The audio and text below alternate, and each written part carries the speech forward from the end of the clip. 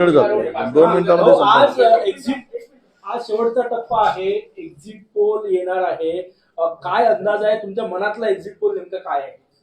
Exit पोलमध्ये काही येऊ दे, तो कसाही येऊ दे, पण आम्हाला पूर्ण विश्वास आहे की इंडिया आघाडीचं सरकार देशात येणार आणि या देशातून तानाशाही प्रवृत्ती नष्ट होणार, या देशातून जुमलेबाज सरकार हद्दपार होणार आणि संपूर्ण देशामध्ये एक बदलांचे वारे जे आहेत ते फार जोरानं वाहलेत. अशा स्थितीमध्ये इंडिया आघाडीला 350 जागा मिळतील, त्या आसपास मिळतील आणि आम्ही सत्तेत येऊ, हा आम्हाला विश्वास आहे. पण काँग्रेसने आज आपल्या जे प्रवक्ते त्यांना एक्झिट पोल संदर्भातले जे काही टीव्हीवर जे चर्चा आहे त्यात जायचं नाही, बहिष्कार घातल्यासारखी भूमिका केंद्रीय नेतृत्वाने घेतली आहे, त्यामुळे अमित शहा म्हणाले पराभव आधी स्वीकारला नाही. असं आहे, एक्झिट पोलला जायचं नाही म्हणजे पराभव स्वीकारायचा असं कोण? आम्हाला माहीत आहे देशामधलाच हे 2 दिवस काहीच होणार आहे. त्यामुळे आम्ही आता आमच्या मतपेट्यांची सुरक्षा कशी राहील त्यावर लक्ष केंद्रित करणार आहोत. इकडे आम्हाला गुंतवून ते दाखवतील आकडे आणि मग वातावरणामध्ये ते सांगतील की काहीतरी गडबड असतील म्हणून ते आकडे फुगवून टाकतील. पण हायकमांडचा आदेश आहे जायचं की नाही, तो हायकमांडचा आदेश अंतिम आहे. ते म्हणतील जाऊ नका तर नाही जाणार. त्यांनी कुठला तरी विचार करूनच त्यांनी निर्णय घेतला असणार आणि जाऊन तरी काय ते चॅनल तसंच दाखवणार शेवटपर्यंत. तुम्ही पाहिलंय अनेक राज्यामध्ये इतने पार उतने पार आणि आलं काय. त्यामुळे ते त्यावर काही फार आम्हाला भाष्य करायची गरज नाही. वाटते अजूनही असे की फेरफार या क्षणामध्ये ईव्हीएम मध्ये करू शकतात 2-3 दिवसाच्या कालावधीत? असं हे सत्तेचा दुरुपयोग ते कशाही पद्धतीनं करू शकतील, पण जनतेने भरभरून मतं दिले आहेत. त्यामुळे आम्हाला जो विश्वास आहे तो प्रचंड आहे आणि आम्ही सत्तेत येणार हे 100% खरं आहे.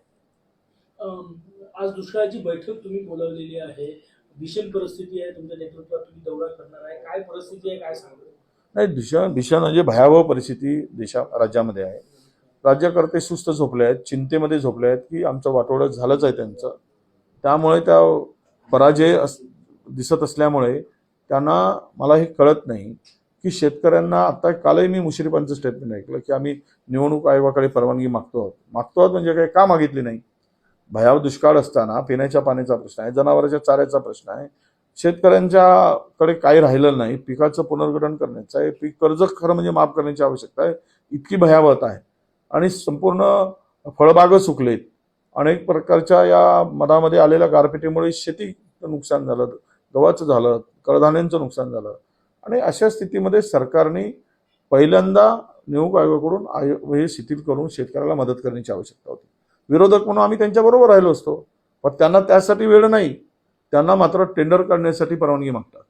25,000 कोटीचे टेंडर विशेष परवानगी निवडणूक आयोगाकडे मागून तुम्ही काढताय, त्यावेळेस तुम्हाला लाज वाटत नाही? थोडी तरी जनतेच्या मनात जनतेची किंवा शेतकऱ्यांची कीव वाटत नाही? आणि इकडे मात्र शेतकऱ्याला मदत करताना तुमचे हात आखडते घेताय आणि तुम्ही निवडणुकीचा बागुलबुवा करताय.